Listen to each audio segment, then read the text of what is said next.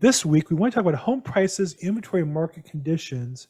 Do you have a 40,000 foot view? And the reason why that's one of the topics is my experience in working with first-time home buyers. I've been in this business since 1986, before most of you guys were born.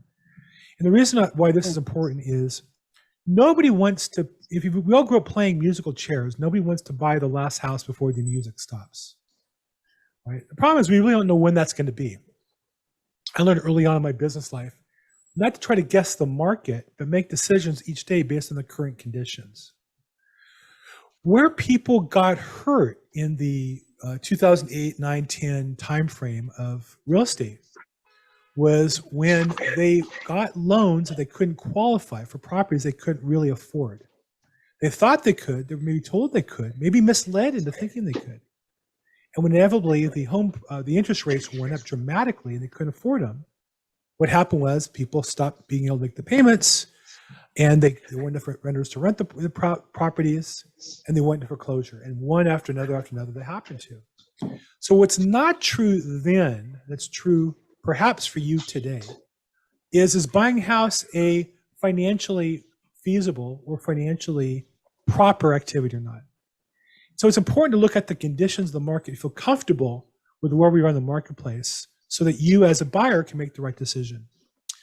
And part of that gets down to what you can afford, your income. So back in 2008 and 9, you could lie and say you had income you didn't have, or in some cases didn't even have to state your income. There was state income, and there was no income, no disclosure loans, where people didn't have to say what they made. And there's a movie about this called The Big Short, which is very accurate, I think. So a 40,000 foot level site, I also have a YouTube channel where I regularly watch the market.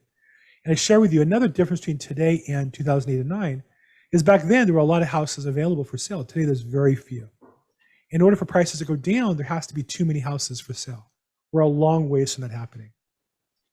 So that said, if you look at the market from a 40,000 foot view down, rather than being on the market looking at a house, you should feel comfortable that if you can afford the property, if you lock in a great payment for the next 30 years, it's a great time, never better time to buy a house than right now. It's a great hedge against inflation.